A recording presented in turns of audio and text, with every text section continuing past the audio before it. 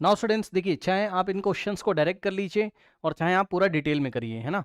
तो method one detail में देखो क्या कह रहा है। कह रहा है the rate of the gases reaction is given. अब रेट उसने दे दिया आपको, ठीक है, रेट लॉ उसने आपको दे दिया। ये देखिए कह रहा है के इंटू कॉन्सेंट्रेशन ऑफ ए की पावर 1 और बी की पावर 1। अब भाई नहीं लिखा तो 1 1 मानोगे ना आप यहाँ पे, ठीक।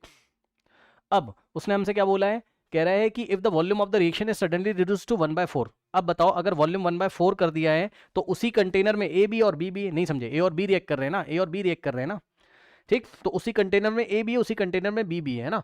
तो if volume is double, if volume is 1/4 times कर दिया उसने, है ना, वॉल्यूम इज 1/4 टाइम्स कर दिया, तो ये बताइए कि अगर वॉल्यूम 1/4 टाइम्स कर दिया है तो कॉन्सेंट्रेशन 4 टाइम्स हो जाएगी। नहीं समझा, हाँ नहीं समझा। अरे concentration is inversely proportional to volume होता है ना, concentration inversely proportional to volume होता है ना भाई, है ना। तो वॉल्यूम 1/4 तो कॉन्सेंट्रेशन 4 टाइम्स, ठीक है ना, क्योंकि मोल तो फिक्स है ना। कॉन्सेंट्रेशन क्या होता है, mole by volume, mole fix हो गए तो concentration is inversely proportional to volume, ठीक। तो अगर आप देखेंगे तो आप मुझे बताओ कि जो न्यू रेट होगा आपका, रेट न्यू जो होगा वो कैसे निकालोगे बताओ। न्यू देखो के तो के रहेगा, के तो फिक्स है, रेट कांस्टेंट, ठीक। अब ए की जगह क्या रखोगे बताओ, वॉल्यूम हो गया 1/4 तो ए की कॉन्सेंट्रेशन 4 टाइम्स हो जाएगी ना, ये देखिए।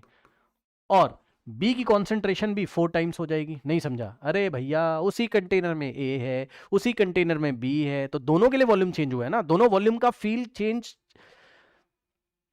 ए और बी सेम कंटेनर है, उसी कंटेनर का वॉल्यूम चेंज किया तो ए भी फील चेंज करेगा वॉल्यूम का और बी भी चेंज करेगा फील वॉल्यूम का, समझे, ठीक। तो इसलिए ए का कॉन्सेंट्रेशन 4 हो जाएगा, बी का कॉन्सेंट्रेशन 4 भी हो जाएगा। अब बताओ जो न्यू रेट है, rate new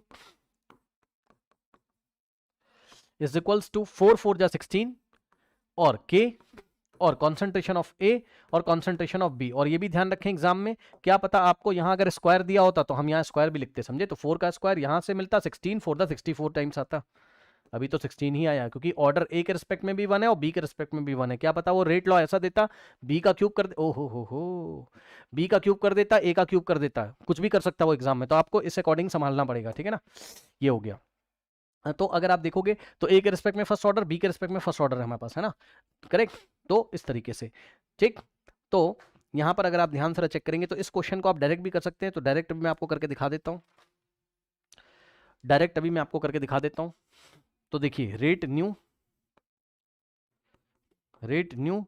is equals to क्या आ गया 16 टाइम्स, और ये पूरा क्या है इनिशियल है, तो रेट न्यू 16 टाइम्स हो गया। अब सुनो मेरी बात को ध्यान से, इसी क्वेश्चन को अगर आप डायरेक्ट करते, है ना, तो डायरेक्ट अगर आप करते तो पता है, डायरेक्ट अगर आप करते तो जरा संभालिएगा, जरा संभालिएगा, यहां पे जो रेट न्यू होता है वो 1/x की पावर n और आर इनिशियल, ठीक। तो n क्या होता है यहां, n is the order of the reaction, n is the total order of the reaction होता है, total order of the reaction होता है, याद रखिएगा, ऑफ द रिएक्शन होता है, ठीक। तो अगर आप डायरेक्ट करते तो कैसे करते बताओ, ये देखिए R new is equals to 1/x times, मतलब 1/x की पावर n आर इनिशियल। अब ये बताओ x की वैल्यू कितनी है यहाँ पर, x क्या होता है, जितने टाइम्स वॉल्यूम को कर दिया गया हो, तो वॉल्यूम को इन्होंने क्या किया बताइए 1/4 टाइम्स, है ना। तो x की वैल्यू कितनी आ गई है 1/4, ठीक, x की वैल्यू 1/4 है। और टोटल ऑर्डर कितना आ जाएगा, total order of the reaction कितना आएगा बताना, total order of the reaction उसने दिया है कैसे, ए के रिस्पेक्ट में 1 बी के रिस्पेक्ट में 1, तो टोटल ऑर्डर कितना आ जाएगा हमारे पास 1 + 1 इज इक्वल्स टू 2, ठीक।